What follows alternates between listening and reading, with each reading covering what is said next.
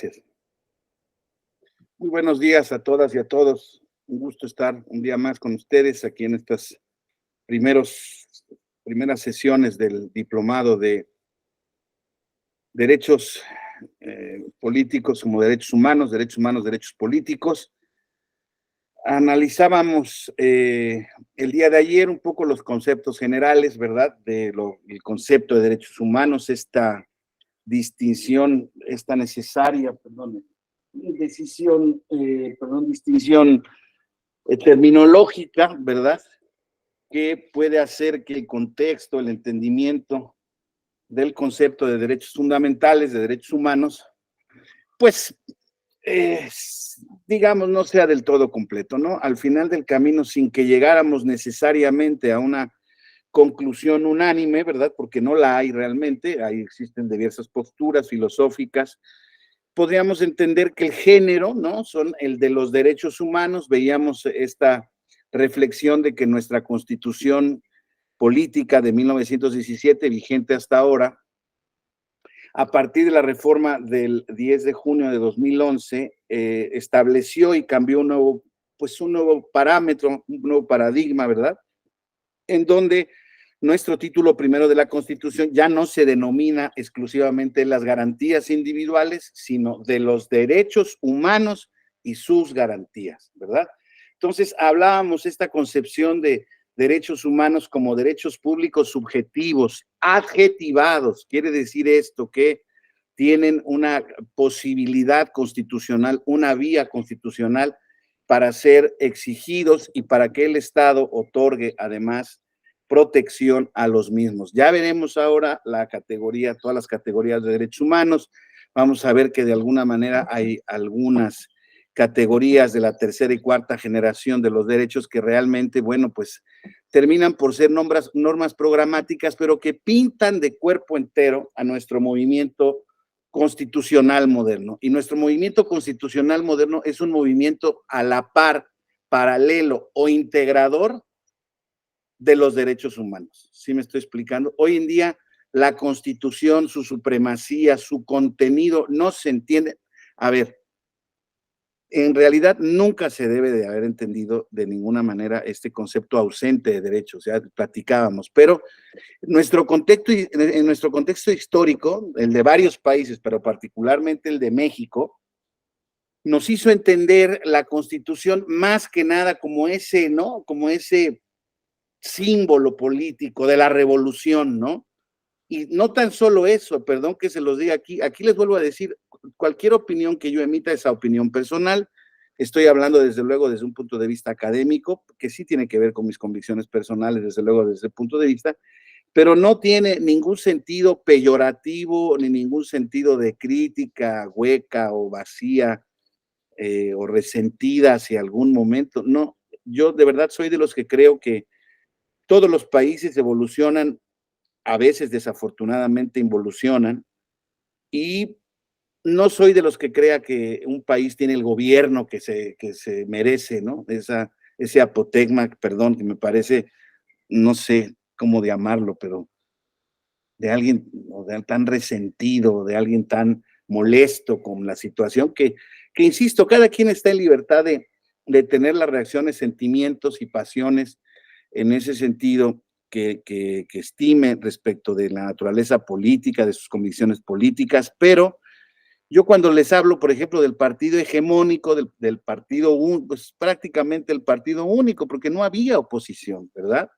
Estoy descifrando una situación que vivió nuestro país y que todos, más o menos, hoy en día los más jóvenes, digámoslo así, pues ya ven resabios de ello, ya casi ni siquiera la sufrieron. Si es que yo les podría decir, por ejemplo, que yo la sufrí, yo realmente era pues todavía chamaco, yo voté a los 18 años por primera vez en la elección de Salinas de Gortari. Pero bueno, evidentemente mi madre es más grande que yo, mis tíos son más grandes que yo, mis abuelos ya fallecieron. Ellos sí vivieron ese régimen de esplendor del partido hegemónico, ¿verdad?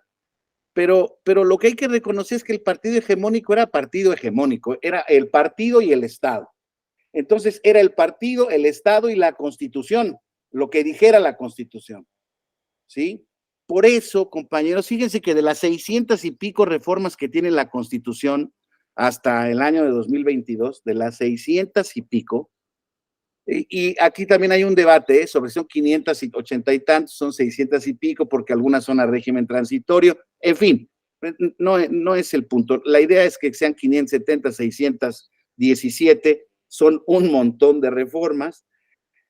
De esas 600 y pico, 400 se hicieron en el régimen del partido único. ¿Por qué? Porque tuvieron que ir adaptando y moldeando el contenido de la Constitución conforme se fueron dando nuevas realidades sociales, porque al final del camino, si bien es cierto existía un régimen autoritario, yo recuerdo muy bien, fíjense, un programa emitido por Televisa en esos tiempos finales, ya era yo adolescente, ya era yo adulto, pues 18 años tenía yo, y justamente estaban estos prolegómenos de la oposición, estaba creándose precisamente el contexto de la elección de 88 o pasada la elección de 88, y Televisa pasó un programa, una sesión de programas, que no me pregunten por qué los veí yo o por qué los pude ver, porque creo que pasaban o el sábado o el viernes en la noche cuando uno andaba de fiesta, pero me tocó verlos y era un poco de que por qué México tenía estabilidad. Y entonces el gobierno a través de Televisa hacía un recuento y como que nos hacía ver como ciudadanos, pues ¿para qué cambiamos? Y la verdad es que la llevamos bien, y hacían una especie como de recapitulación de los logros que se tuvieron a partir de la revolución bajo el régimen del PRI, que si el Seguro Social, que si el ISSSTE, que si los ferrocarriles ya cuando estaban desapareciendo, que si la red carretera de México, que si no había conflictos políticos. Claro, ya estaban empezando a tratar de tapar el sol con un dedo, ¿no? Entonces, insisto, en esa época dorada, hasta hace muy poco, los derechos políticos y las elecciones no importaban, no nos importaban. Y fíjense, vamos a ver esto con mayor detalle, pero estaba yo leyendo la Declaración de los Derechos del Hombre y del Ciudadano de la Revolución Francesa de agosto de 1789. Fíjense el artículo sexto de 1789. Ahorita vamos a ver todo eso con detalle, pero es que a mí me da contexto general para hablar de nuestro caso. La ley es la expresión de la voluntad general. Todos los ciudadanos tienen derecho a contribuir a su elaboración, personalmente o a través de sus representantes.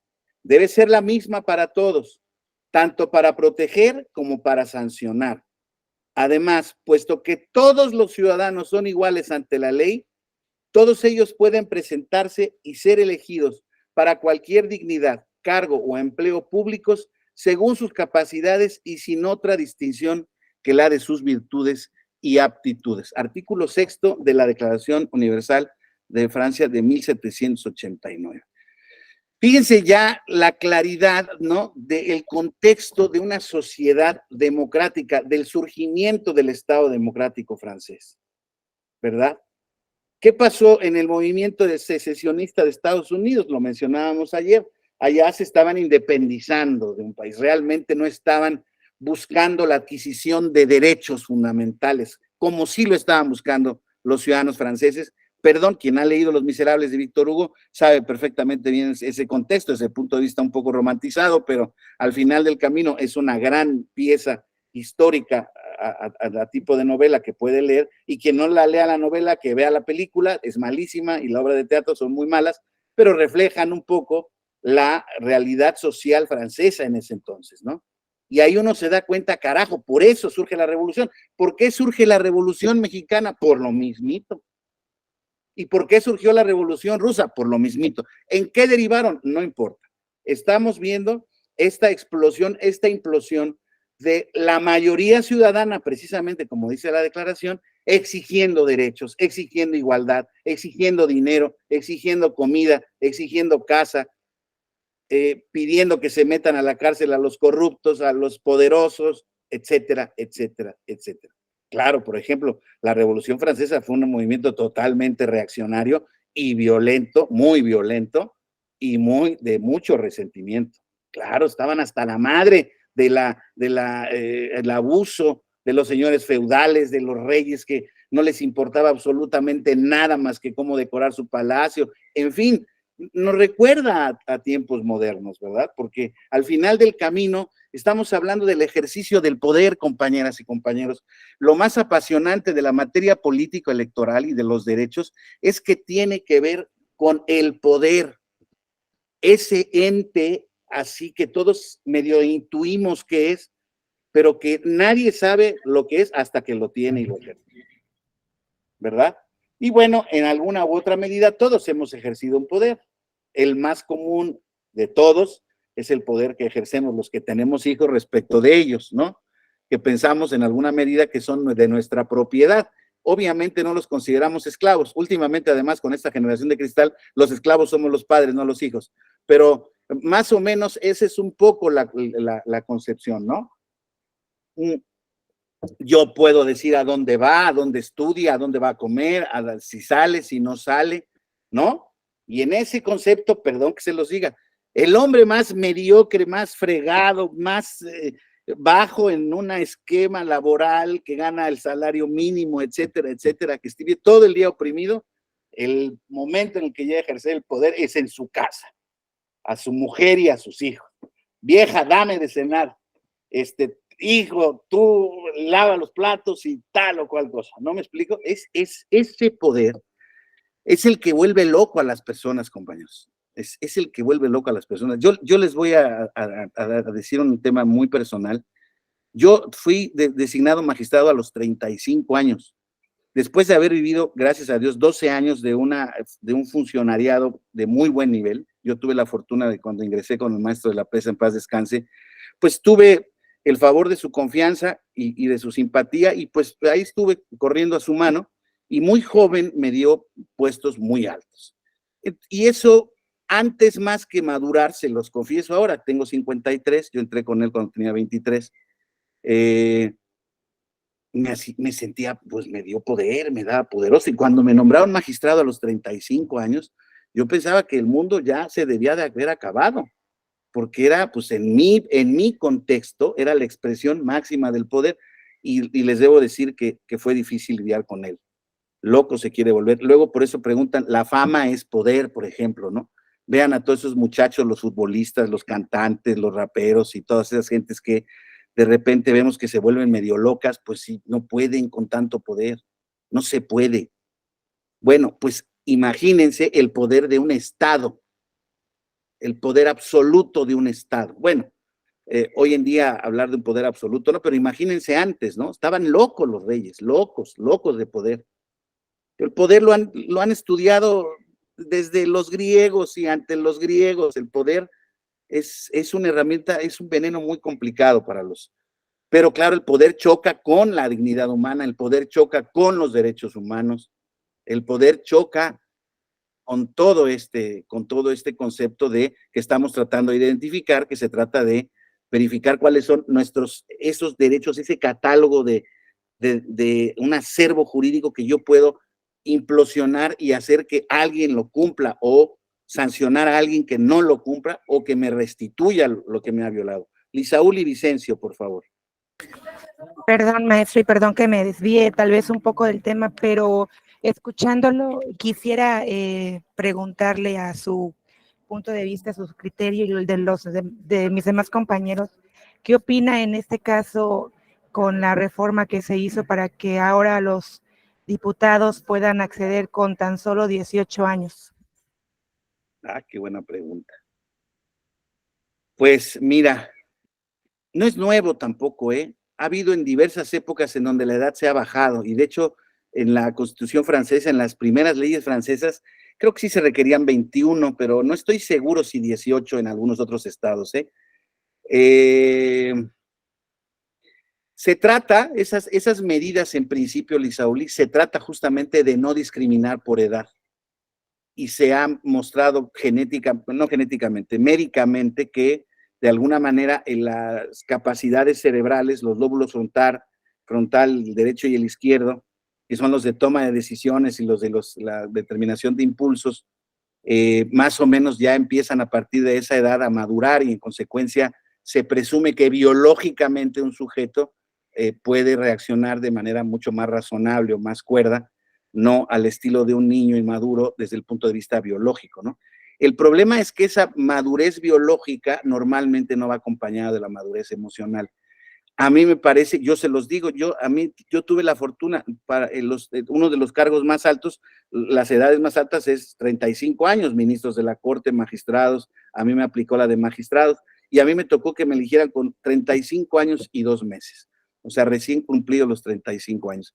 Y yo hoy en día, a toro pasado, creo que me faltaba bastante madurez emocional todavía a los 35 años para ser juez, para ser juez. En el camino aprendí, no hay nada de lo que realmente, se los confieso, la otra vez estaba yo diciendo, ¿qué les dirías a tus alumnos si te arrepentías de algo? No, realmente no, creo que cometí errores, creo que hoy en día otras determinaciones las hubiera tomado de manera distinta, pero no como producto de, digamos, de un acto o irreflexivo o injusto o ya no digamos o corrupto, ¿no? No hay nada en ese sentido del que me arrepiente, sino que las decisiones que tomé las tomé en el contexto pues de las capacidades que yo en ese entonces tenía, desde luego además, si bien es cierto tenía yo experiencia, pues yo fui muy afortunado porque me tocó muy pronto, ¿no? La verdad se ha dicho, pero la verdad es que yo creo que los cargos públicos, ser legislador, tener poder en el ámbito de la administración pública, por ejemplo, para secretario de Estado creo que se requieren ahora 25 años, ¿no? La reforma fue de 18 y 25 para secretarios de Estado. Ser secretario de Estado es un poder impresionante. Yo no lo he sido, pero conozco a mucha gente que lo ha sido y es una capacidad o es una cantidad de responsabilidades muy grande. El legislador quizá no me parece tan malo, Lisauli. No me parece tan malo. Sin embargo, claro, podríamos eventualmente correr el riesgo, porque ya no es una cuota, ya fue una restricción de capacidad para el derecho político que está permitida en las convenciones de derechos humanos. Únicamente se pueden restringir derechos políticos por cuestiones de edad, capacidad, ya lo veremos, ¿no? Predados es una de ellas y además es casi incapacitante para el ejercicio, perdón, de todos los derechos. Pero en el caso de los políticos, yo creo que sí es mucha juventud, es demasiada juventud. Mira, yo tengo un hijo de 20 años, va a cumplir 21 y va en el tercer semestre de la carrera de Derecho.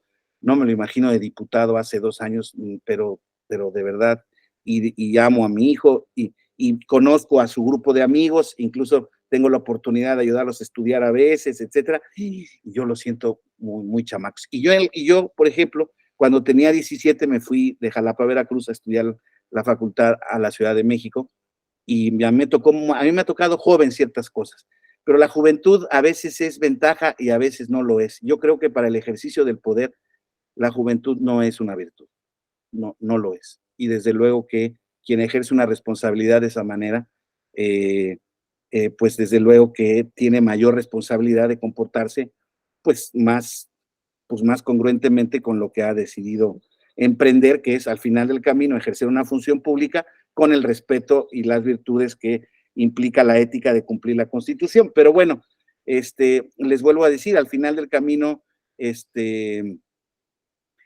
sí creo, y lo digo de verdad, que si la reforma fue, o sea, mi conclusión sería, si la reforma fue en el ánimo de darle más voz a los jóvenes auténticamente y no a los herederos de los que tienen el poder, entonces me parecería una buena decisión o una mejor decisión que si lo que está planteado es auténticamente es para que lleguen los hijos de quienes están. Eso no me parece nunca bien. Osvaldo, por favor, Ruiz Villa. No sé si, perdón, Osvaldo, Lisauli, más o menos con eso te contesté, pues es una opinión muy personal, pero no sé qué piensas tú.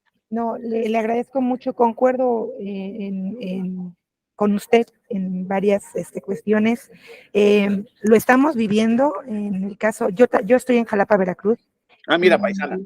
Sí, estamos acá y realmente es sorprendente los legisladores que tenemos en el Congreso y bueno, lo hemos visto en las noticias, cuántas leyes se han ido abajo por la ignorancia realmente de los diputados que tenemos, la falta de preparación y también el hecho de que no se alleguen de buenos asesores, ¿no? Porque al final de cuentas, seamos realistas, sabemos que los diputados al final son la cara, se tienen un grupo de asesores que son los que los van acompañando en todo este proceso, pero creo que en los tiempos en que estamos ahora lo estamos viendo, y no sé, yo creo que no es viable tampoco esa parte de que accedan a los 18 años cuando probablemente no tengan ni una formación académica que les dé la oportunidad de legislar, de saber de leyes, de saber cómo hacer, de saber los procedimientos. Pero bueno, tiempo al tiempo, a ver qué pasa. Ya está la reforma y digamos que, pues, por lo menos celebremos por los jóvenes. Insisto, ojalá que tengan igualdad de oportunidades y vamos viendo. Alguien había levantado la mano, por favor, no sé. Osvaldo Ruiz, por favor, gracias. Hola, muy buenos días a todos y a Buenos días. todas. Respondiendo un poco a lo que decía usted al final, yo creo que como politólogo, lo que yo alcanzo a ver ahí en esa reforma es la consolidación de nuevas clases políticas a partir de, pues, de estos personajes que ostentan el poder actualmente, ¿no?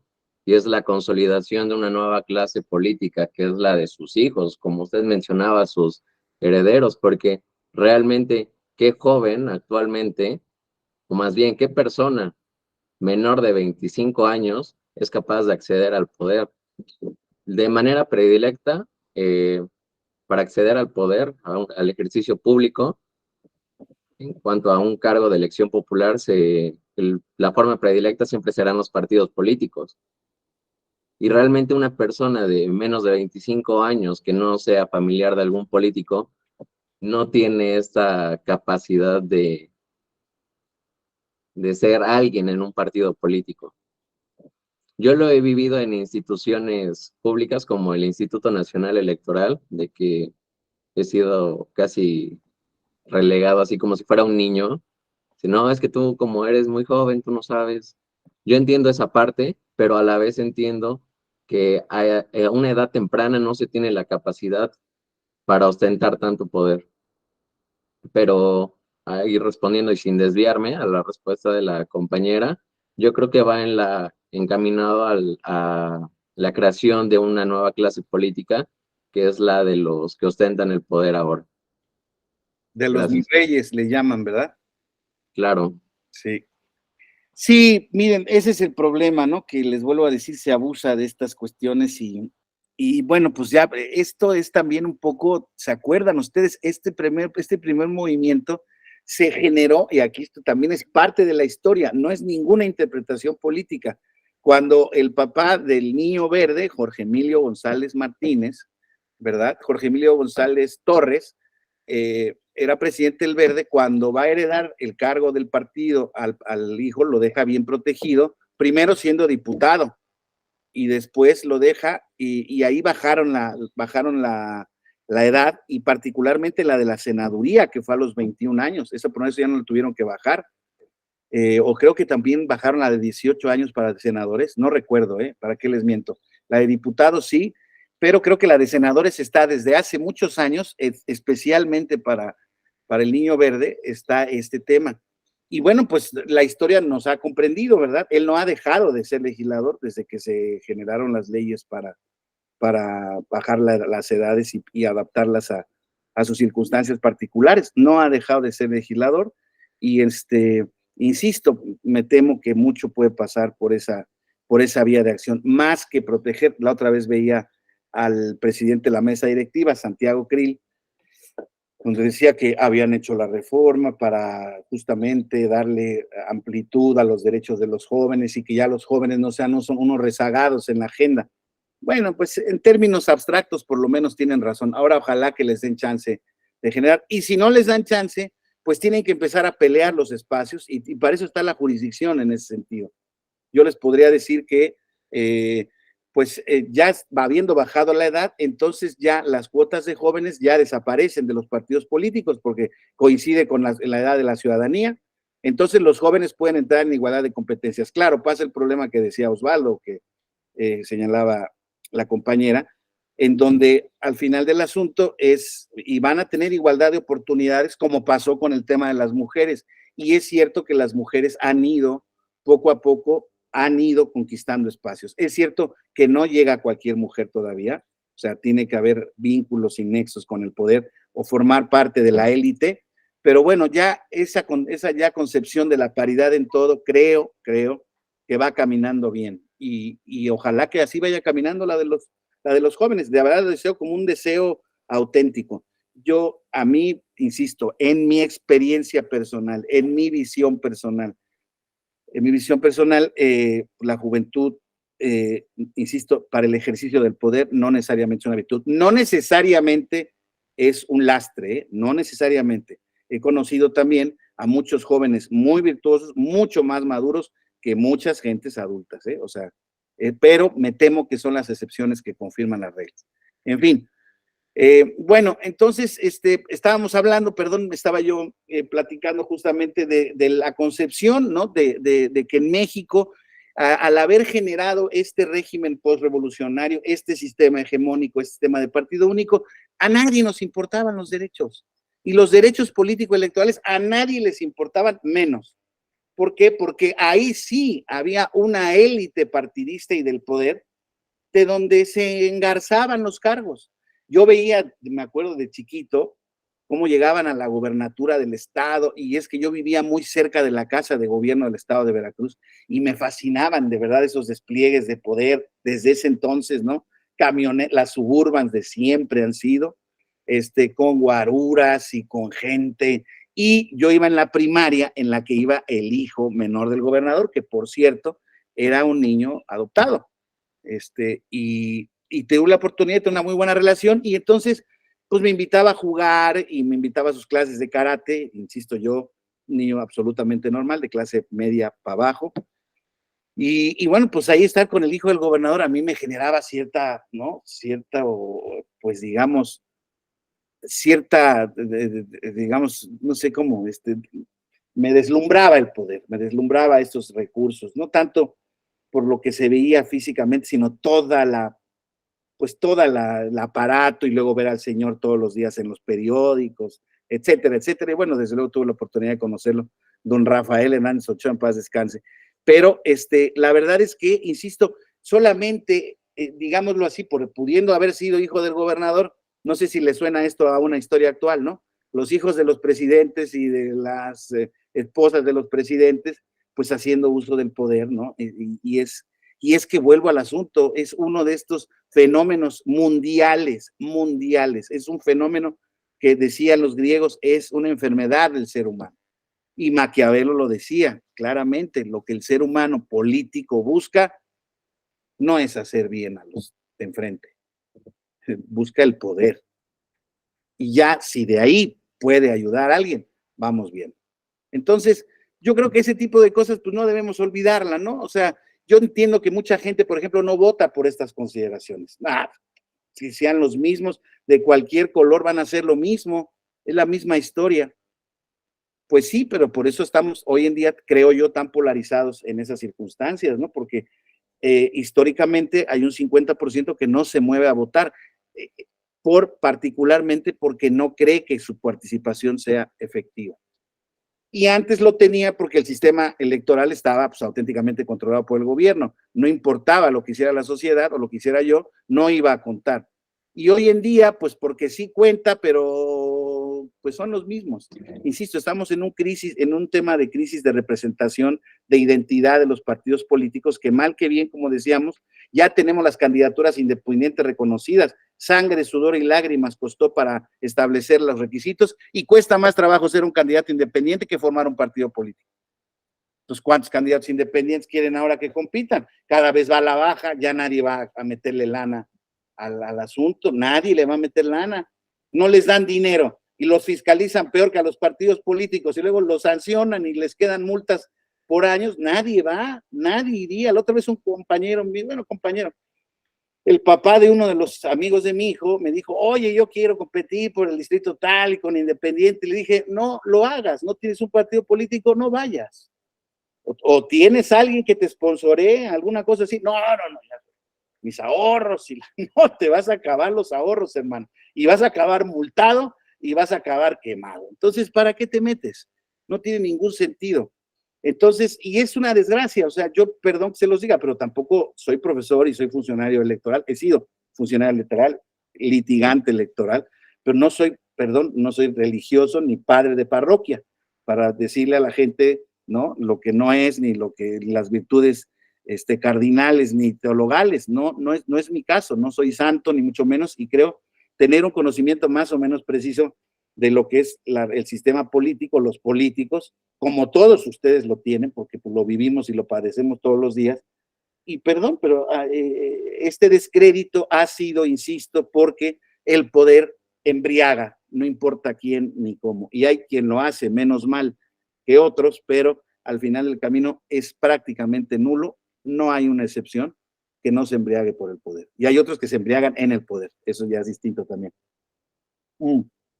Pero bueno, entonces, pero mi concepción era esta, ¿no? Vamos a hablar de manera mucho más positiva en el sentido de que este Estado que surge de la democracia, de la Revolución Democrática Francesa, ¿no? Es exactamente eso, es una revolución que exige derechos, que exige igualdad, que exige, ya les decía, dinero, comida, casa. Perdón que se los diga, pero lo que pide la gente, la clase pobre que vemos en la esquina de las calles todos los días, que si pueden formar asociaciones no me importa.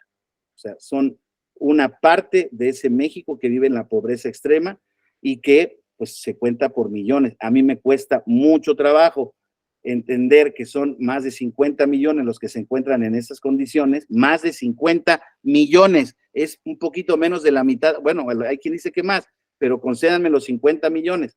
Bueno, entonces yo salgo de mi casa y veo y digo, pues, ¿dónde están? Pues sí, a la vuelta de mi casa normalmente no están, hay que irse a las afueras, ¿verdad? Para ver en dónde están. Y ahí muy difícilmente a veces se encuentran. Pero bueno, entonces esas gentes son las que implosionan, esas gentes a las que las que fácilmente se les manipula con el dinero de los programas sociales. Pero no de unos y de otros, de todos, todos al final del camino lucran con esa gente porque tienen necesidades, ¿no? Además, a confesión de parte, relevo de prueba, perdone, por si hay cosas, pero aquí se ha dicho, o se ha dicho desde el Palacio Nacional, que los pobres, con los pobres no hay pierde, porque ellos te van a apoyar naturalmente. Es una verdad también, o sea, no dijo ninguna mentira, no sé si yo lo hubiera dicho tan crudamente, pero no sé si la verdad eso se deba decir así, pero de que es. Y bueno, así estaban los franceses. Entonces los franceses nacen y crean esta concepción del Estado moderno, del Estado democrático, del Estado donde el pueblo va a tener representantes. Naturalmente en el Estado-ciudad, Atenas, hace 2000 y pico de años, sí se podía entender en una ágora pública, una discusión perfectamente ordenada por las clases ilustradas de la propia ciudad, ¿verdad? Porque se nos pinta la democracia ateniense como una cosa absolutamente ideal, y pues lo era y no lo era, ¿verdad? Era una democracia censitaria, clasista y absolutamente machista. Entonces, como idea estaba muy bien, pero en el ejercicio, claro, había que ver todas las cuestiones que existían. Sin embargo, bueno, no hay que dejar de reconocer que, claro, las ideas griegas, la democracia griega, pues prácticamente sentó las bases de la cultura occidental. Eso creo que está fuera de toda discusión, nos guste o no nos guste. Entonces, al final, toman ese tema, el concepto de democracia, de asambleas populares, de voluntad general, ¿no? De la división de poderes, es fundamental eso, pero de la Declaración de los Derechos. Vamos a empezar por donde más nos duele, donde no hemos tenido, que son derechos, ¿no? Y lo primero que hacen es, antes de promulgar una constitución, hacen una declaración de los derechos del hombre. Y toda constitución que se precie de ser constitución tendrá reconocidas tres cosas: límites al poder, división de poderes, reconocimiento de derechos y garantía de su ejercicio, ¿no? Todo eso es lo que debe de contener una constitución para que se considere una constitución democrática. Entonces, compañeros, hablando, perdón, déjenme, voy a subir la presentación. Hablábamos ayer justamente, ¿no?, de esta tipología de los derechos humanos, derechos políticos. Ya veremos ahora un poco estas distinciones que se pueden hacer respecto de la categoría. Ayer justamente tenía un diplomado de control de constitucionalidad y convencionalidad, y fíjense que muchos compañeros entraron a esta discusión que teníamos nosotros. No, es que yo pienso que no son derechos humanos, y yo pienso que son derechos colectivos, y algunos son derechos sociales, y todos con ideas, desde luego, creo que muy correctas, porque en efecto, pues depende en esencia de qué tipo de derecho estemos hablando, pero al final del camino sí son normas que tienden en general a generar, los derechos humanos en general tienden a igualar las condiciones, o están encaminados a igualar las condiciones de todos los seres humanos en la medida, en la edad, en la capacidad que tengan respecto de todos los demás, ¿no? Y creo que desde luego ese es el gran aporte, ese es el gran principio. Hoy en día, desde luego, sabemos todos que, por ejemplo, contra las reglas de la no discriminación, que existe un montón de discriminación, no en México, en el mundo entero. Discriminación racial, discriminación por condición de clase, discriminación por preferencias sexuales, discriminación por ser mujer, discriminación por ser joven, discriminación por ser adulto mayor, por ser discapacitado, en fin, hay un montón de discriminaciones en el mundo.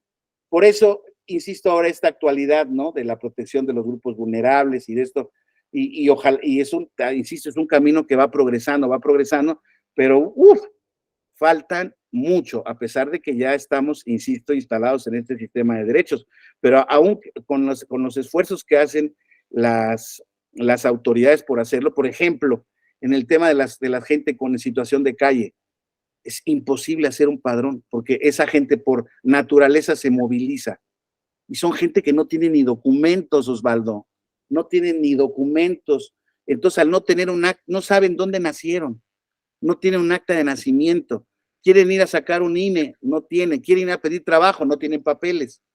O sea, son situaciones de verdad delicadas, ¿eh?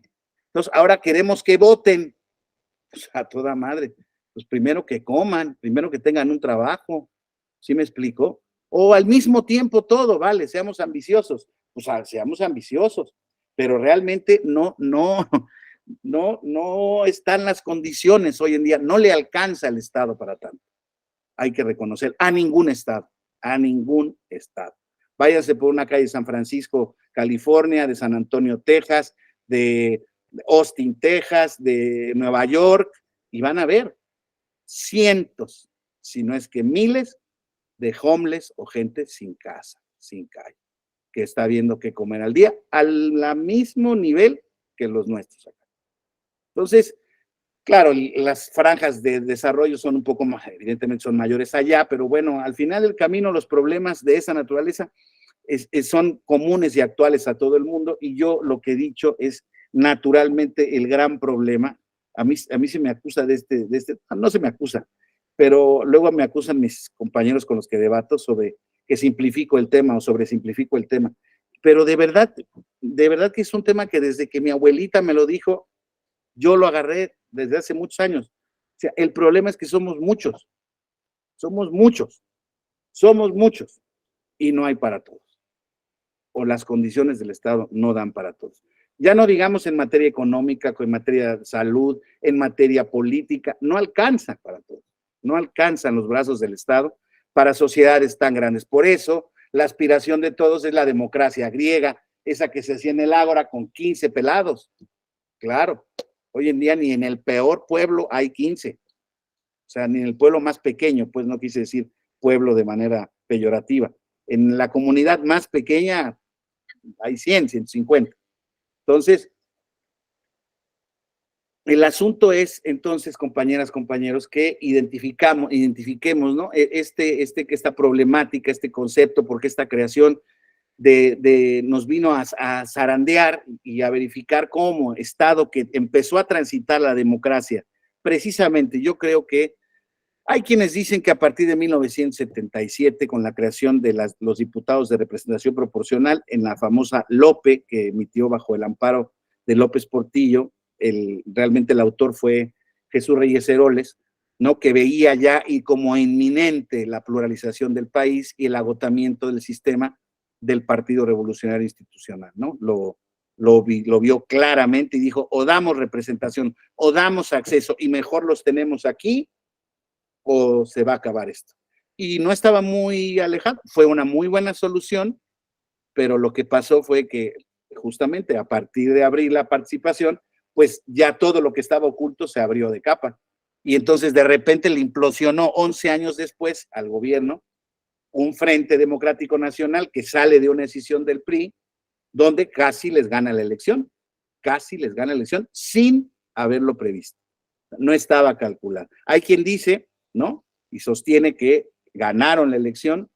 Yo creo que puede tener algún asidero esa creencia, pero no tengo ninguna prueba yo para decir, salvo ese incidente de la caída del sistema, que lo han explicado muchas veces. El sistema, en efecto, sí se ordenó apagar, pero porque primero llegaron los resultados urbanos, y en esos resultados urbanos estaba ganando o estaba compitiendo, sí estaba ganando Cuauhtémoc Cárdenas.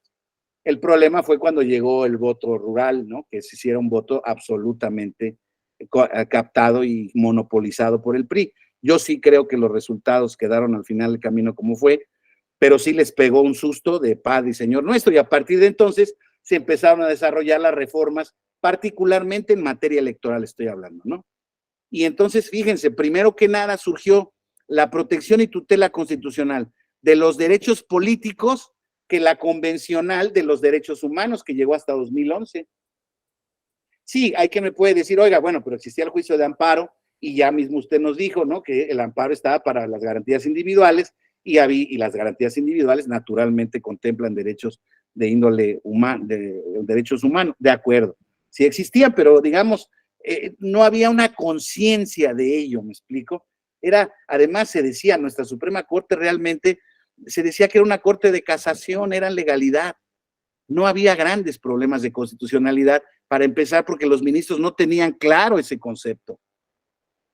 Perdón que lo diga, eran agencias de colocaciones de los abogados más respetados del sistema, ¿no?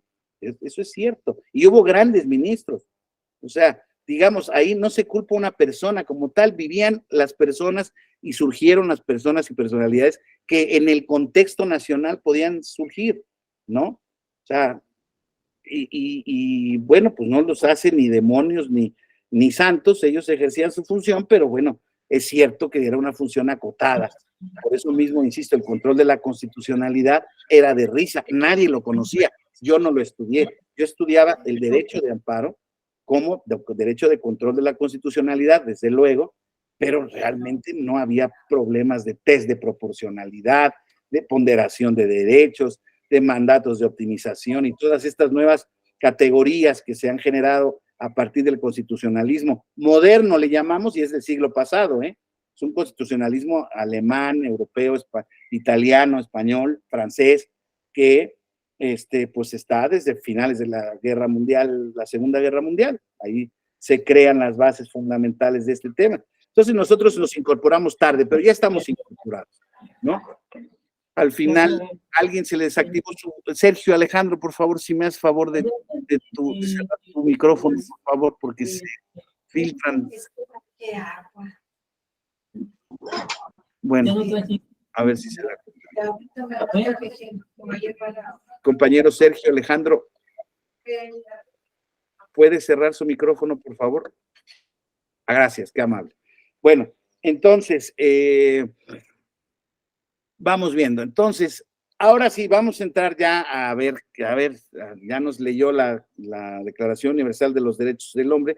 Vamos a ver, desde luego, todos estos instrumentos internacionales donde está establecido nuestros derechos político-electorales, pero vamos conceptualizándolos, ¿no? A ver, vamos viendo, y a partir de ahí elegimos, a partir de ahí discutimos. Bueno, el derecho clásico y típico, pues el máximo derecho político-electoral es el derecho a votar. La vertiente activa implica la facultad de todos los ciudadanos de elegir mediante una declaración de voluntad a sus representantes en la esfera estatal. Esa declaración de voluntad es el voto. Y luego está la vertiente pasiva de ese tema.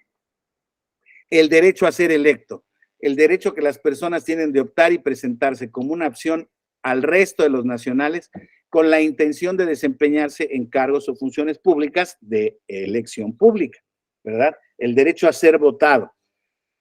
es muy importante, ¿no? Derecho de voto se agota en el ejercicio de cruzar la boleta y depositarla en la urna, ¿verdad? O llevársela doblada en la boleta, no es ningún delito, mucha gente lo hace, ¿no? O romper la boleta o tacharla o hacer con ella. Ahí se acaba el derecho de votar, pero naturalmente empieza con tener los requisitos para votar, ¿verdad? O sea, aquí en México particularmente nuestros derechos instrumentales del voto son el tener una identificación oficial que dé certeza de que quien está emitiendo el voto es un ciudadano mexicano, capaz, etcétera, y que no ha votado, ¿verdad?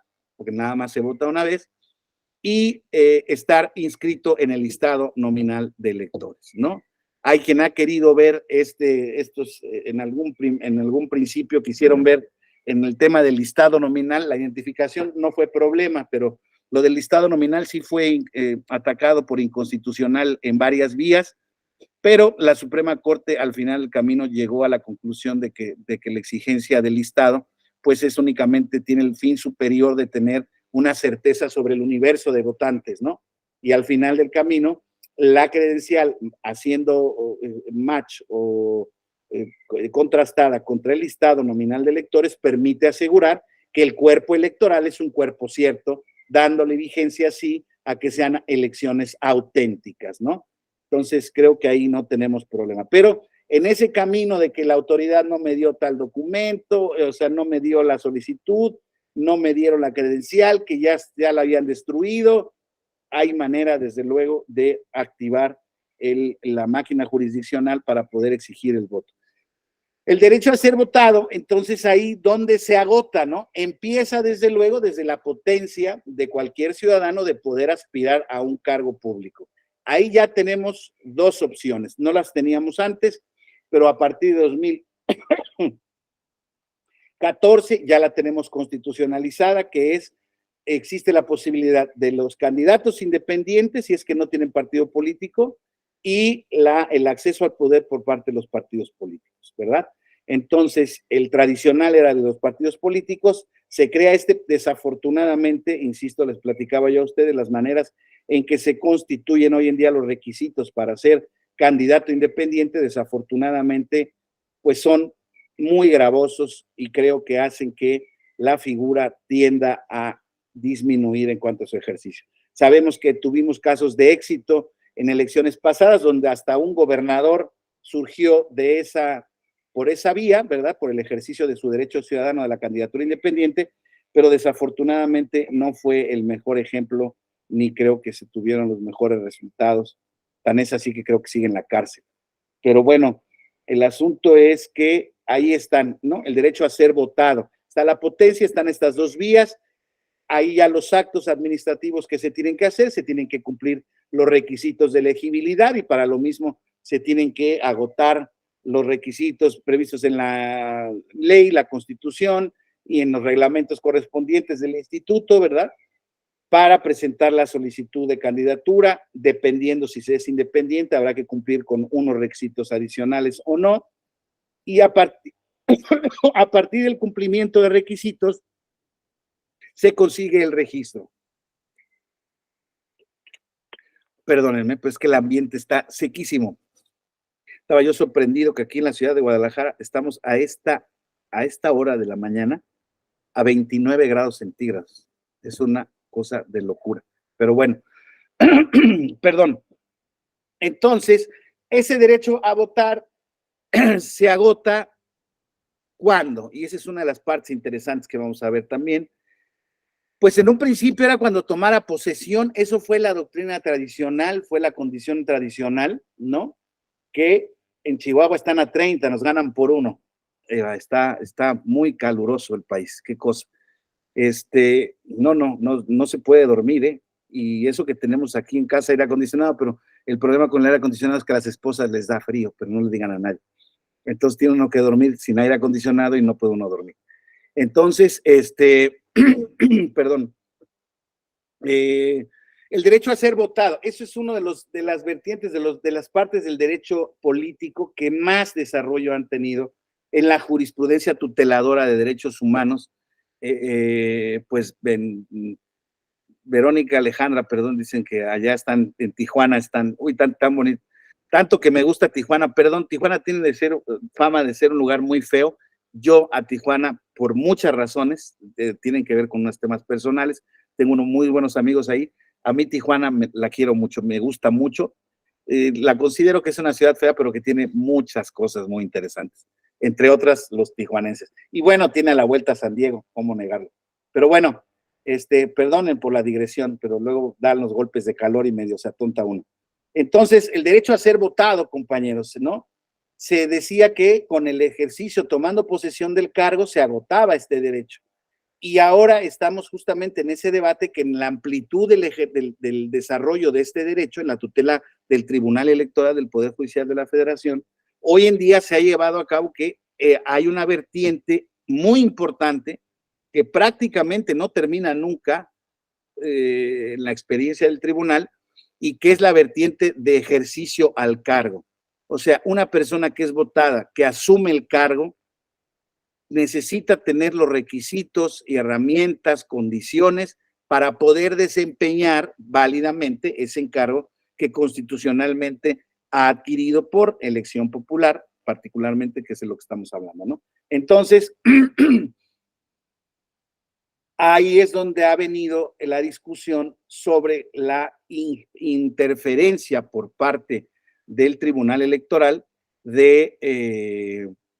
en los actos parlamentarios. ¿Por qué? Porque, por ejemplo, diputados han venido a reclamar al tribunal que no los dejan formar parte o no los toman en cuenta para formar parte de comisiones parlamentarias, que los han sacado de los grupos parlamentarios, que no les quieren reconocer como fuerza un grupo parlamentario, por ejemplo, a este grupo plural en la Cámara de Senadores, o que, por ejemplo, en la comisión permanente no se le quiere dar asiento al partido Movimiento Ciudadano.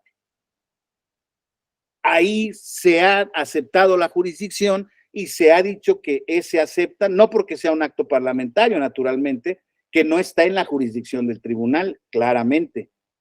Pero el tribunal ha dicho, no, es que me vienen a reclamar, el planteamiento es que como legislador, perdón, no puede ejercer su cargo si no forma parte de los órganos deliberativos del mismo, si queda fuera de, por ejemplo, de la asamblea que sesiona y resuelve los asuntos importantes cuando no están los periodos de sesiones ordinarios.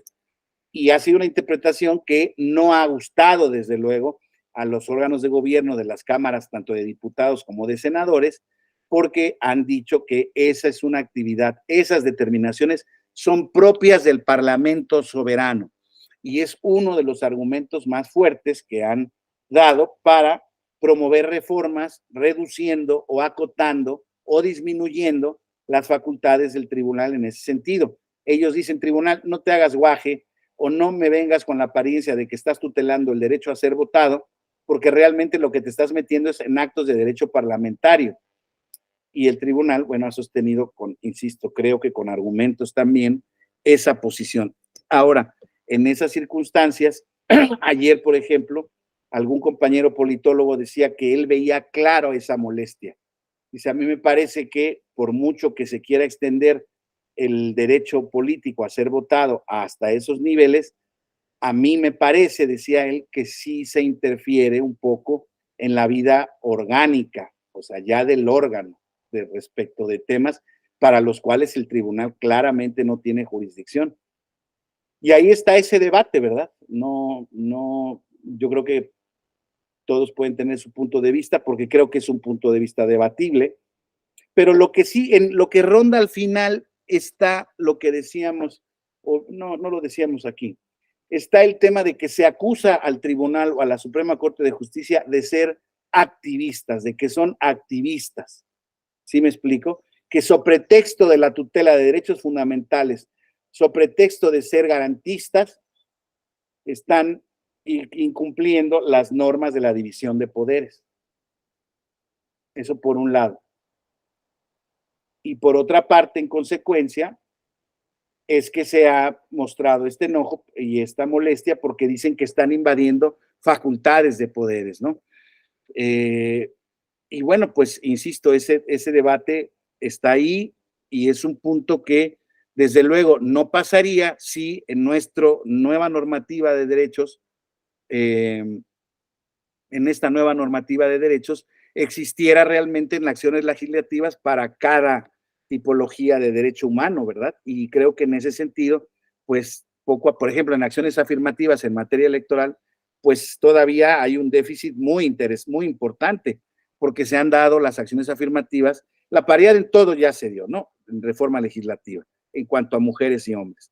Vamos bien, pero faltan muchísimas acciones para todos los demás grupos en situación de vulnerabilidad o discriminados, porque todavía hay que lograr efectiva representación de estas minorías, de estos grupos, y pues eso no se ha llevado a cabo, no se ha legislado, al contrario, en el nuevo plan B ya se quitaban el número de acciones afirmativas.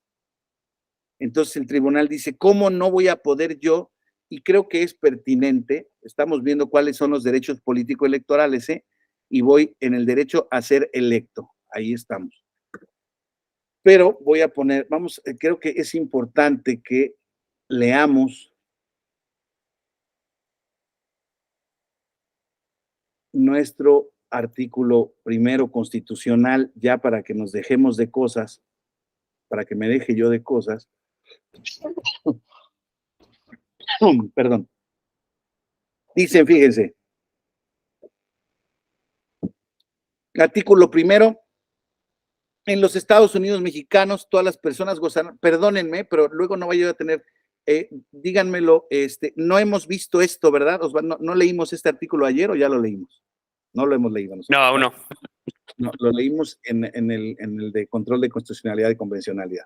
Es importante que lo leamos porque, insisto, este punto de partida al que vamos a llegar, pero es importante que ya lo tengamos claro, ¿no? Ayer platicábamos, ¿no?, de este cambio de tipología. Fíjense cómo el capítulo primero, todo el siglo pasado hasta el 2011, desde que se creó, se expidió la Constitución, se llamaba de las garantías individuales. Ahora es de los derechos humanos y sus garantías. Y dice el artículo primero, en los Estados Unidos mexicanos, todas las personas gozarán de los derechos humanos reconocidos en esta Constitución y en los tratados internacionales de los que el Estado mexicano sea parte, así como de las garantías para su protección, cuyo ejercicio no podrá restringirse ni suspenderse, salvo en los casos y bajo las condiciones que esta Constitución establece. Las normas relativas a los derechos humanos se interpretarán de conformidad con esta Constitución y con los tratados internacionales de la materia, favoreciendo en todo tiempo a las personas la protección más amplia. Fíjense, normas relativas a derechos humanos se interpretan de conformidad con esta Constitución y con los tratados internacionales de la materia, favoreciendo en todo tiempo a las personas la protección más amplia.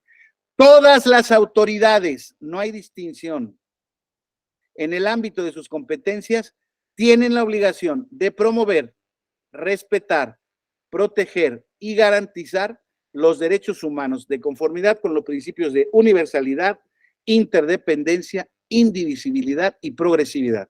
En consecuencia, el Estado deberá prevenir, investigar, sancionar y reparar las violaciones a los derechos humanos en los términos que establezca la ley.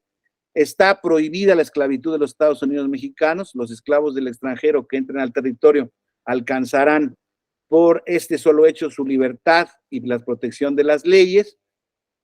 Y muy importante el desideratum, queda prohibida toda discriminación motivada por origen étnico o nacional, el género, la edad, las discapacidades, la condición social, las condiciones de salud, la religión, las opiniones, las preferencias sexuales, el estado civil o cualquier otra que atente contra la dignidad humana y tenga por objeto anular o menoscabar los derechos y libertades de las personas.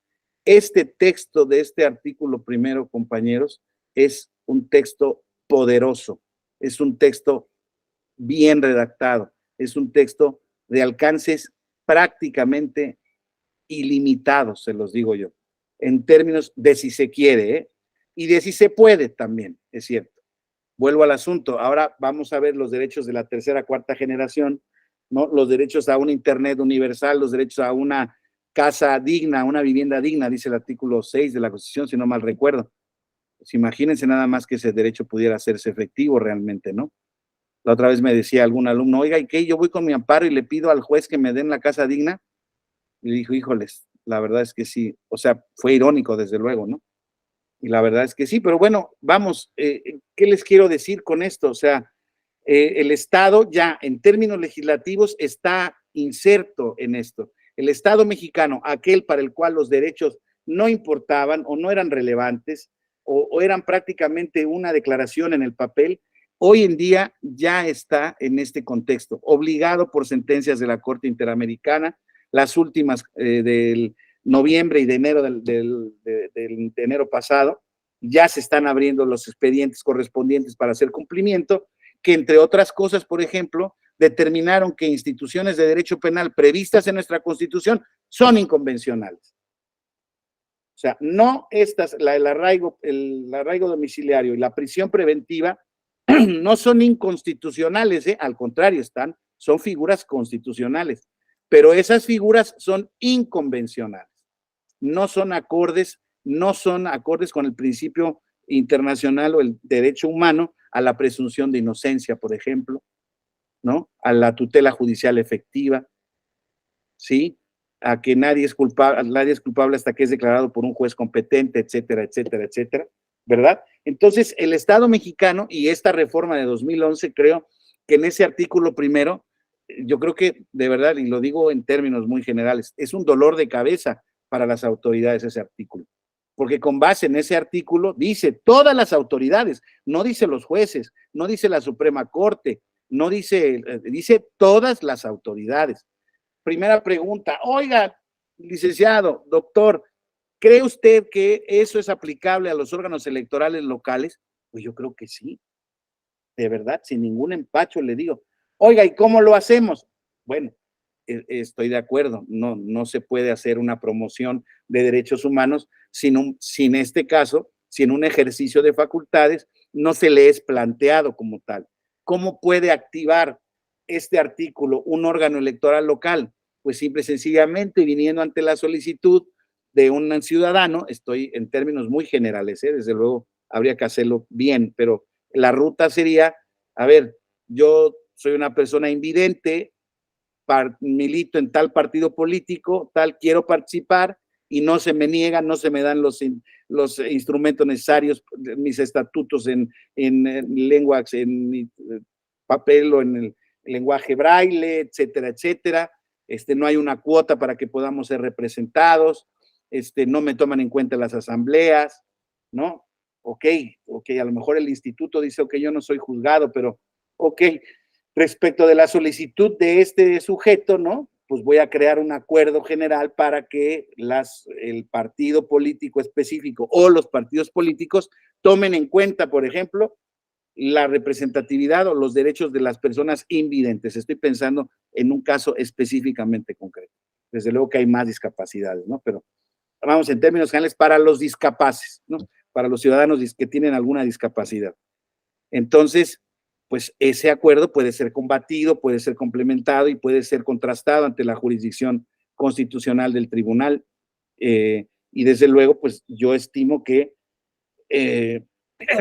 a lo mejor en algún arranque el tribunal puede decir, no, tú no puedes ejercer esa convencionalidad. Ah, caray, pues el artículo primero a mí me dice que sí, pero eso pasa con los órganos terminales de control constitucional.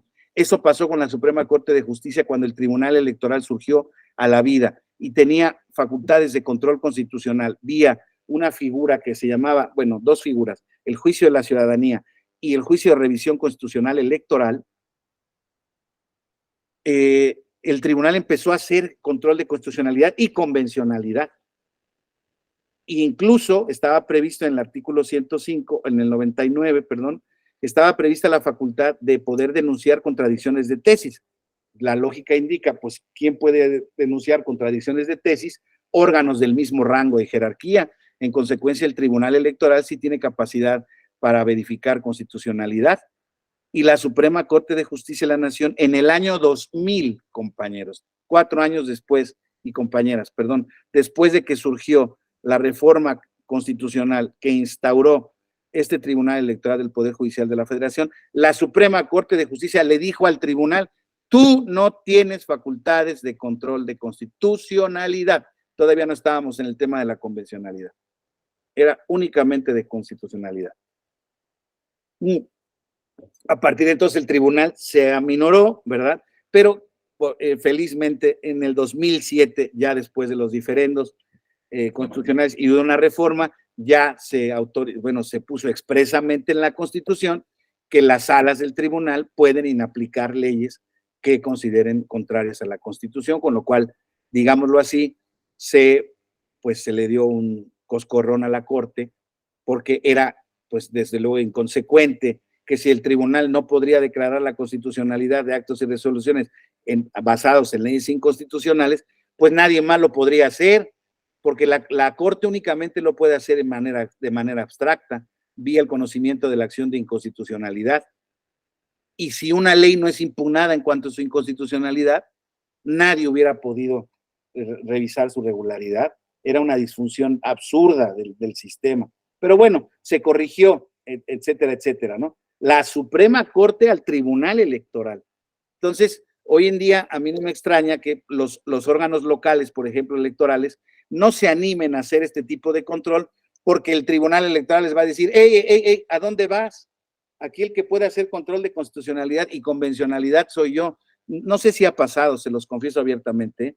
Estuve 6 años en el tema del litigio y todavía no alcanzo a revisar todo este tema. Me da la impresión que no ha pasado, pero tampoco me sorprendería que existiera algún precedente, no necesariamente un criterio aislado, pero algún precedente, un par de precedentes donde se le haya dado para atrás algún tipo de interpretaciones en ese sentido.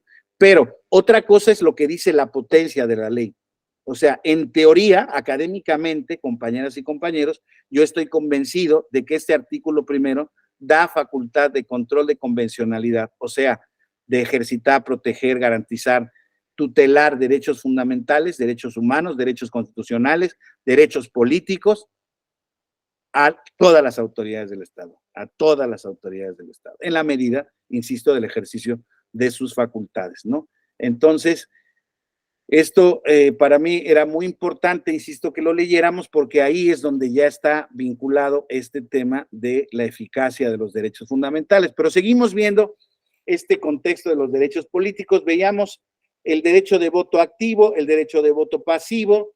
Luego también, como derechos políticos, no necesariamente electorales, es el derecho a participar en el gobierno y ejercer funciones públicas. Esto implica la posibilidad de que los ciudadanos también sean admitidos en el ejercicio de cargos del gobierno sin que sean electos. Oigan, ¿todos tenemos derecho a formar parte? Sí, tenemos derecho, todos, potencialmente. Bueno, pero la eficacia y garantía de ese derecho tiene que darse en el contexto de igualdad de oportunidades para todos. Esto ciertamente nos vuelve a poner en la tesitura de que, bueno, pues hay unos más iguales que otros, ¿no? Si yo llego a pedir un trabajo como analista a la Secretaría de Hacienda y soy economista, a lo mejor si hay alguna vacante tengo posibilidades, pero lo normal es que no haya vacantes en ese sentido. Y en ese tema, en ese tenor, el gobierno no está obligado a abrir una vacante para que yo como analista forme parte de la Secretaría. Pero digamos, como potencia, ¿y dónde está la vía de reclamo de este tipo de derechos? Es un buen tema. Yo creo que está, al ser considerado un derecho político, yo creo que está excluido de la ley de amparo, aunque hay una discusión ahí de que realmente no lo estaría, porque la ley de amparo lo que realmente tiene como causa de improcedencia de tutela del juicio es los derechos políticos electorales, que son distintos, que son los derechos políticos que se ejercen con motivo del ejercicio de una elección, de cargos electivos, de cargos de elección popular. ¿Estamos? Entonces, este derecho político abstracto, en opinión, insisto, de algunos teóricos muy respetados, podría ser activado mediante la promoción del juicio de amparo, al no tratarse de un derecho político electoral, que es el que sí está reservado al Tribunal Electoral, pero les vuelvo a decir, el Tribunal Electoral no tiene capacidad específica mediante ninguna vía de esto, salvo para integrar las autoridades electorales. Luego está, dentro de los derechos políticos, está aquí incluido este derecho de petición, compañeros. Oiga, ese es un derecho político como tal, es derecho político como tal. Es un derecho de la ciudadanía en un contexto político que desde la Declaración de los Derechos del Hombre y del Ciudadano está establecido como la posibilidad más amplia de rendición de cuentas de los que ejercen el poder del Estado. Esto todos pensamos que esta rendición de cuentas está y de esta publicidad de los órganos de gobierno llegó desde la reforma del famoso INAI, pero no, compañeros, este derecho de carácter humano, derecho de carácter ciudadano, desde luego, está reconocido desde la primera Declaración de los Derechos del Hombre y del Ciudadano, donde dice el artículo,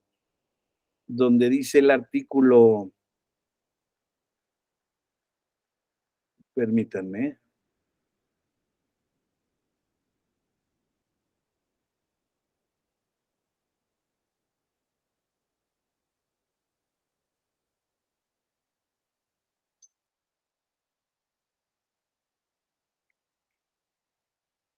Aquí está. El artículo 15 de esta declaración que les leía decía: la sociedad tiene derecho a pedir cuentas de su gestión a cualquier agente público.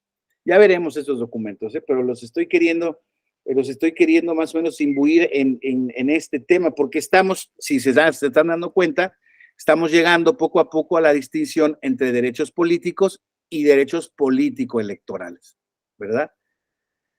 Derecho de reunión y asociación. El género está reconocido en el artículo 6 de la Constitución, el derecho de reunión pacífica para cualquier finalidad lícita, pero con fines políticos, desde luego, está establecido en el tema del artículo 35 constitucional para los derechos de la ciudadanía, ¿no? Es derecho de reunión y asociación con fines políticos. Esto quiere decir a formar partidos políticos, a formar agrupaciones políticas o a formar organizaciones de cualquier naturaleza que tengan que ver con naturaleza política. Claro, si queremos ser la figura de un partido político, pues tendremos que acudir a los requisitos de la Ley General de Partidos, de la Ley General de Instituciones y Procedimientos Electorales para poder ver y cumplir los requisitos en ese sentido. Ahora, eso, digamos, es la expresión más amplia en cuanto al derecho de asociación.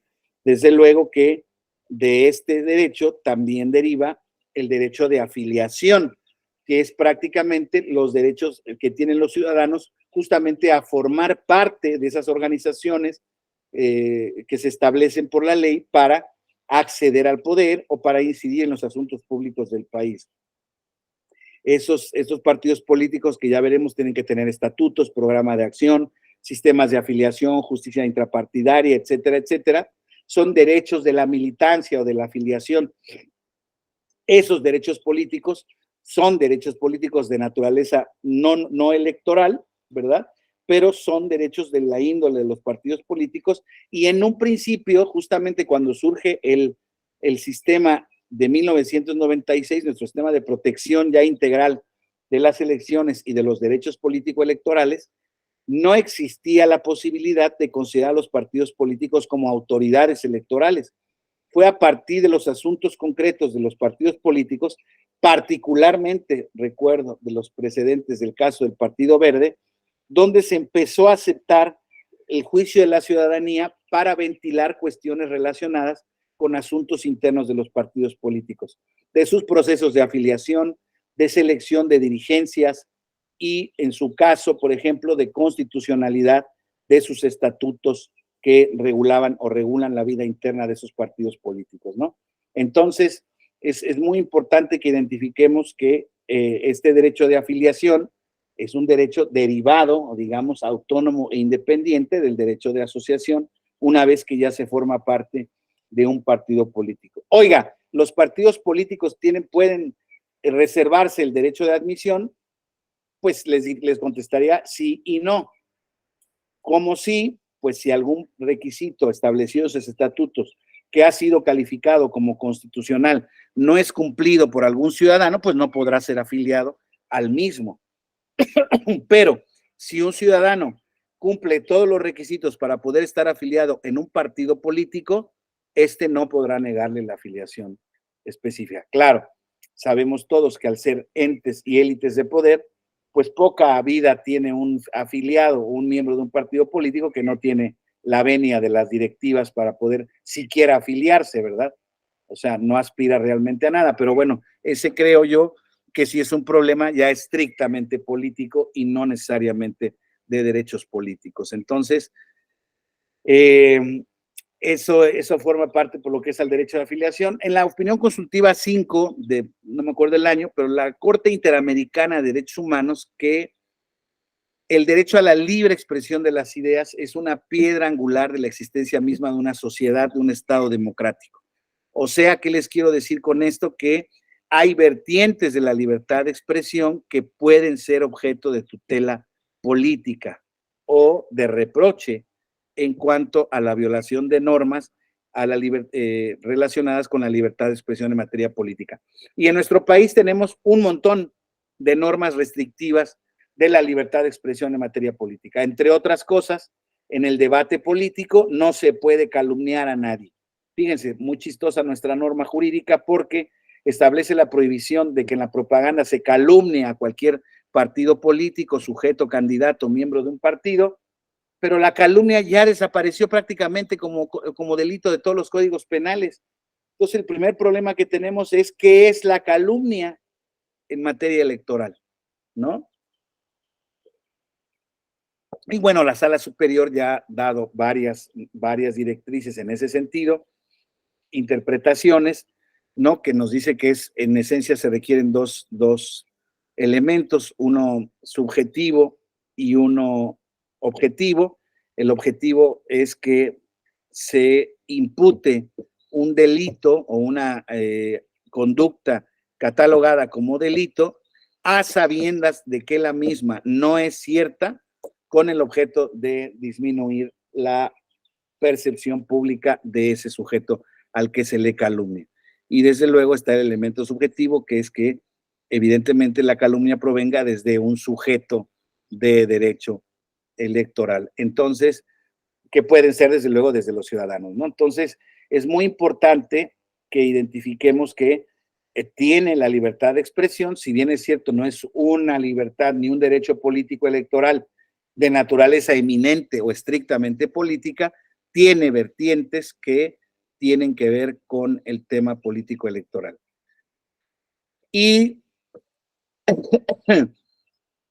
estos principios que tienen que ver con la especificidad de los derechos políticos, de voto secreto, libre, universal, elecciones auténticas y periódicas, la posibilidad de ser electo, el acceso a las funciones públicas y la posibilidad de reglamentar los derechos políticos, ya lo decíamos hace rato, por razones de edad, nacionalidad, residencia, idioma, instrucción, capacidad civil o mental, o condena por juez competente en proceso legal. Ya no sujeción a proceso, eso ya quedó disminuido.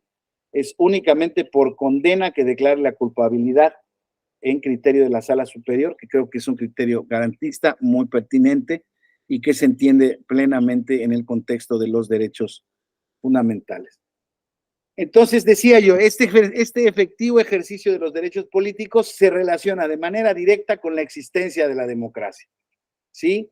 Ahora, como parte de la progresividad de estos derechos humanos, aquí hay una especie de derechos político-electorales que forman parte también de lo que a su vez se considera una categoría de los mismos, que son los derechos de grupos sociales o de colectividades, ¿no? Y en este caso estamos en el contexto de los derechos políticos de las comunidades indígenas, autóctonas u originarias, para que se respeten sus formas de participación política dentro del contexto de una sociedad democrática.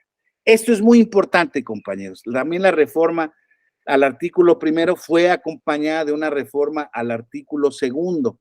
Y el artículo segundo tiene unos temas muy importantes que también tenemos que ver porque forman parte de derechos fundamentales ya reconocidos a estas comunidades indígenas. Entonces, vean ustedes, ya acabábamos de leer el artículo primero constitucional, y aquí fíjense lo que dice el artículo segundo constitucional. Este está reformado el artículo segundo en algunos contextos desde el 2001, fíjense, antes de la reforma en derechos humanos, pero hay reformas de 2016. Fíjense, la nación tiene una composición pluricultural sustentada originalmente en sus pueblos indígenas, que son aquellos que descienden de poblaciones que habitaban en el territorio actual del país al iniciarse la colonización y que conservan sus propias instituciones sociales, económicas, culturales y políticas o parte de ellas. Reconocimiento de la nación como una nación pluricultural. La conciencia de su identidad indígena deberá ser criterio fundamental para determinar a quiénes se aplican las disposiciones sobre pueblos indígenas. Fíjense, hay un tema ahí sobre la autoadscripción. Son comunidades integrantes de un pueblo indígena aquellos que formen una unidad social, económica y cultural, asentadas en un territorio y que reconocen autoridades propias de acuerdo con sus usos y costumbres. El derecho de los pueblos indígenas a la libre determinación se ejercerá en un marco constitucional de autonomía que asegure la unidad nacional. El reconocimiento de los pueblos y comunidades indígenas será en las constituciones y leyes de las entidades federativas las que deberán tomar en cuenta, además de los principios generales establecidos en los párrafos anteriores, criterios etnolingüísticos y de asentamiento físico. Fíjense, estas consideraciones. Apartado A.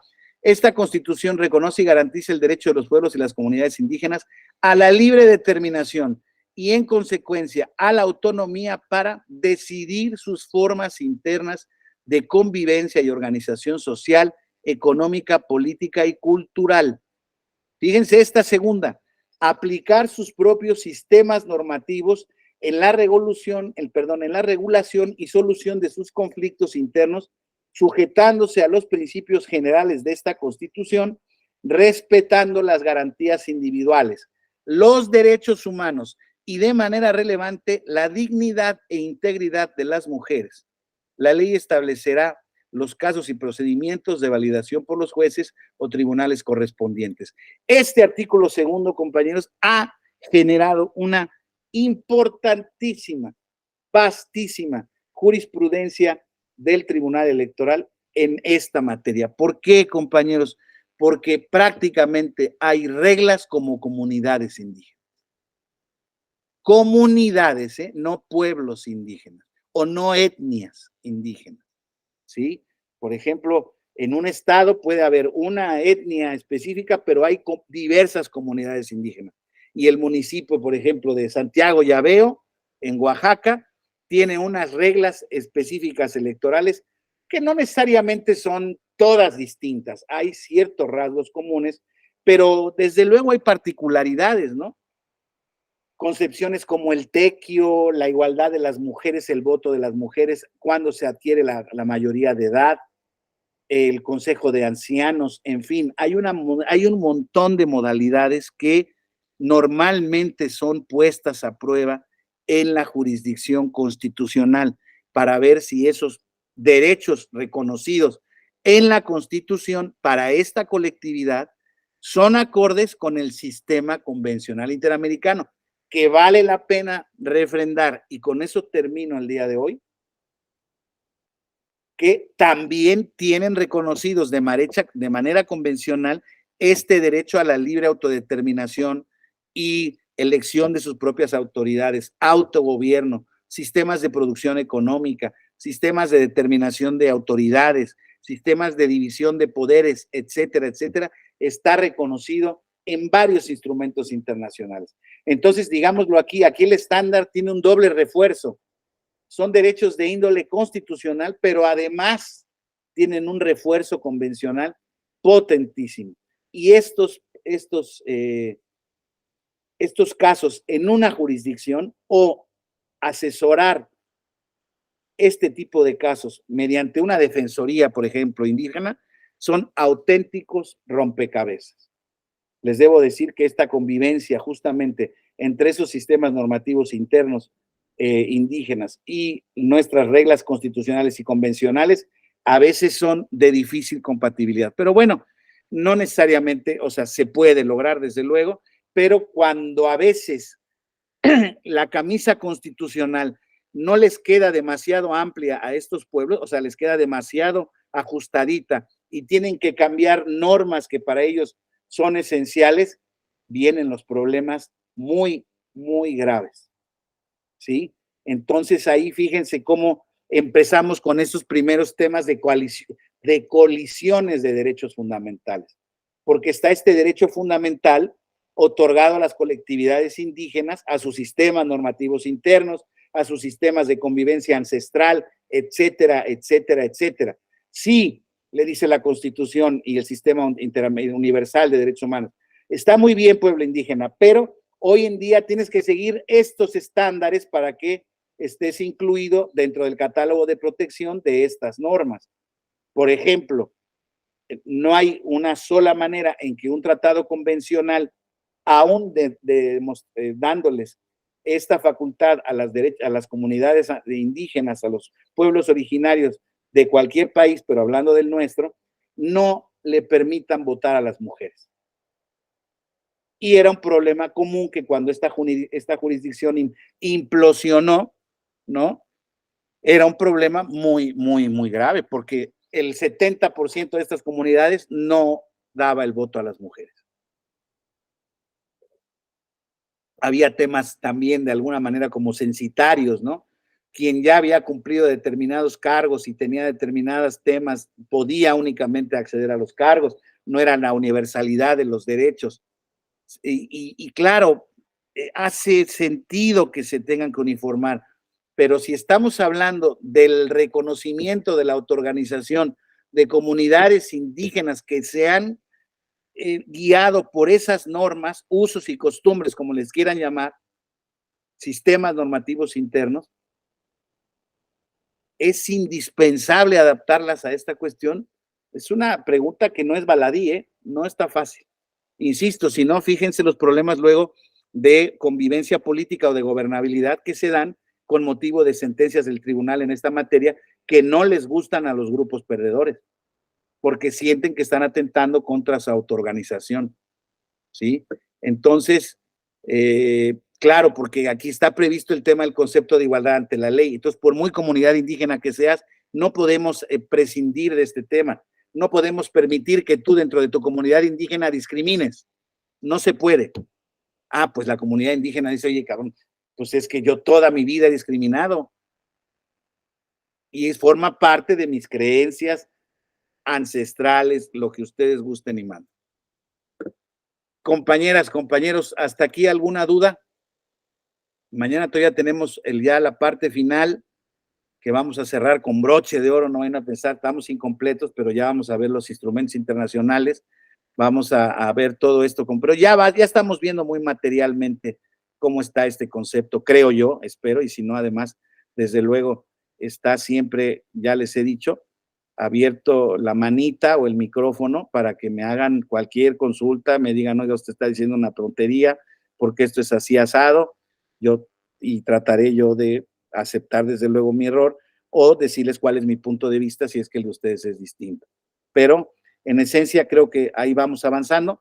Mañana nos vemos en la conclusión de este módulo introductorio que, como ven, pues tiene una temática muy rica y todo lo que van a seguir viendo en términos generales, pues no va a ser sino el desarrollo de este tipo de problemáticas, casos prácticos, etcétera, etcétera.